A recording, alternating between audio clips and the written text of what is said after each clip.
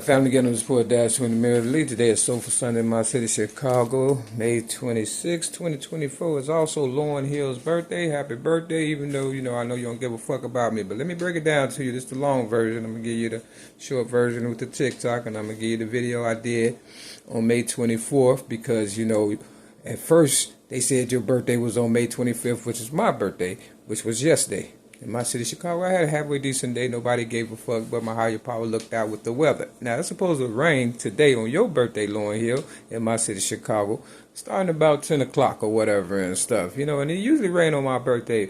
But, God loved me so much, gave me a gift of good weather and stuff. Not saying God don't love you. I'm just saying you have been misleading my people because Mavis Staples from the Staple Singers, who knew my foster family, the Redmonds, from Chicago, and moved to Mississippi. You understand what I'm saying? And they also knew, and know that I am the originator of rap since the age of 8, 1975. But they also know that I stood up for myself at the age of 6 in 1973 against child abuse victims. Now, you, Lauryn Hill, made a song with Aretha Franklin called A Rose. It's still a rose. Okay? Now, it was a girl in my AA meeting by the name of Lauryn. Now, they always send their representatives, people, Mary McNamara's, and, people who been finessed. You got to remember that. They always send another person with the same name.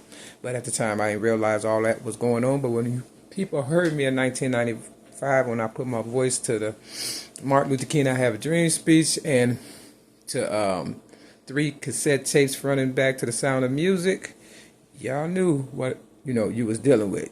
And Lauryn, you came out when I was working at Jiffy Lube on Belmore and Lincoln in my city, Chicago.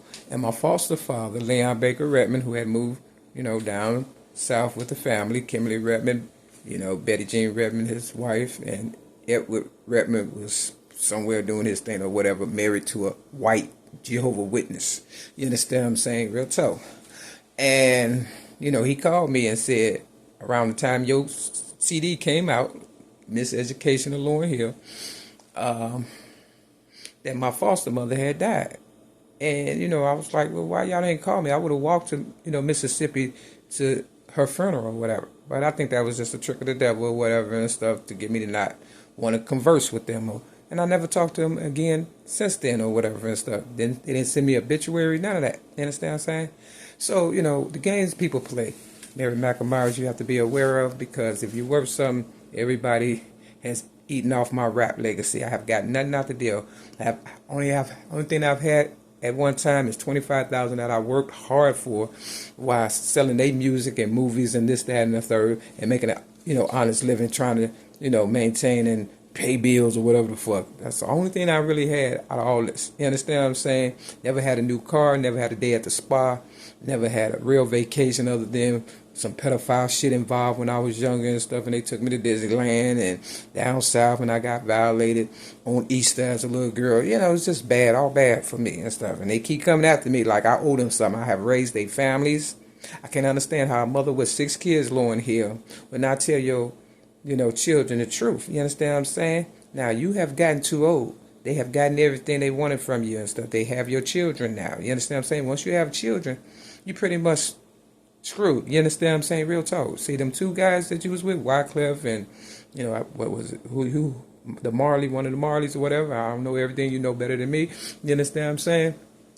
They the one you need to be talking to, but more so than anything, Mavis Staples, because she knew. I went to a concert when I was younger, a little girl, Mavis Staples, and I was proud that I knew the words and stuff to her song, but I didn't realize at the time, I'll take you there was pertaining to me. You understand what I'm saying? Real talk. Until I went to Oakwood Cemetery in my city, Chicago, for real, and I seen that piano in the graveyard.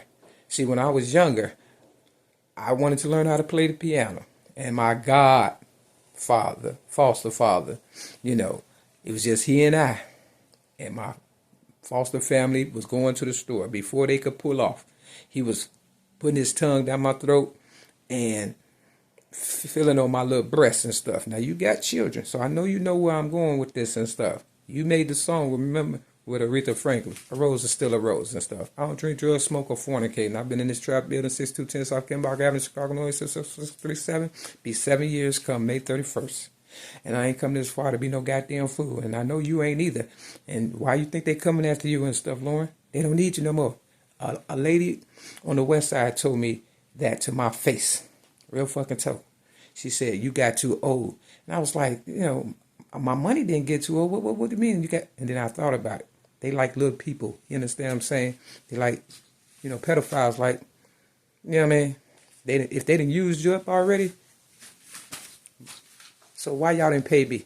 In 1995, I said, give me $2 million tax-free and the rest can go to charity. That's how I know it's bigger than, you know, rap, hip-hop, and woo-wop the bam. Just like, what's that group? It's bigger than hip-hop, them motherfuckers and shit. Yeah. They said it. Look, I can't save everybody. Read your scripture. I did a video May 24th of this year, 2024, because, you know, you keep switching your birthday or whatever and stuff. And I did it on you and stuff, and I flipped to Nehemiah chapter 1.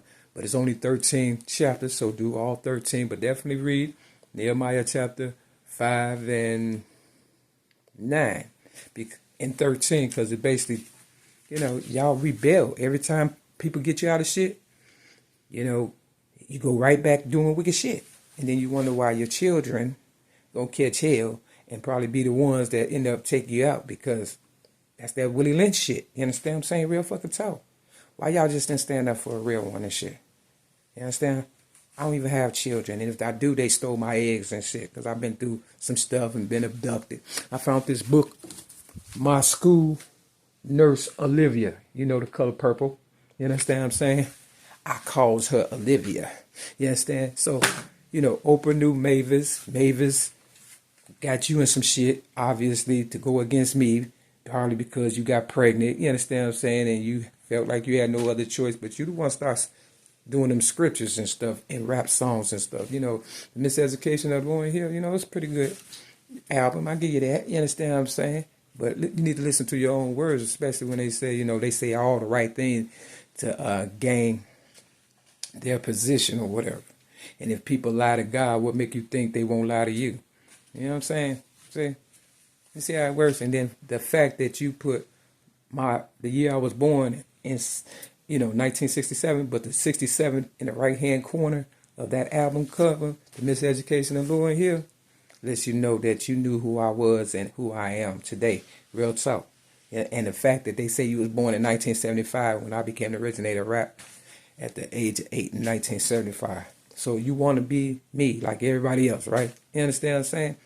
But don't want to save your children by doing the right thing. How selfish can you be? I worked hard for these children not to grow up to be stupid and shit. It ain't my fault when it all boiled down to it.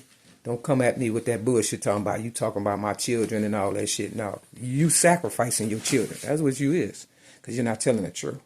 And when I got around this neighborhood on 63rd in my city, Chicago, it was a Mavis Staples picture poster in the library down the street. They took it out, real talk, and put Bessie Coleman picture up. Now, think about that. White people got y'all motherfucking mind. You got crackatosis and niggeritis. You understand what I'm saying? They put one against the other. Willie Lynch, remember that. This the 7. The white ball could be whatever I want it to be. You understand what I'm saying? You feel me? It's like a wild card. But because I don't like cheating, this the one. I gave Oprah Winfrey my child abuse rap at the age of 17 in 1984. I ain't got a lot of kick it. All right? Real talk. And she been pimping me ever since. In 1995, she was worth almost $500 million. And I ain't know it. You understand what I'm saying? And all I asked for was $2 million stinking ass dollars. Tax free, and the rest could go to charity. People like you, your family, the homeless, whop the bam. You understand what I'm saying?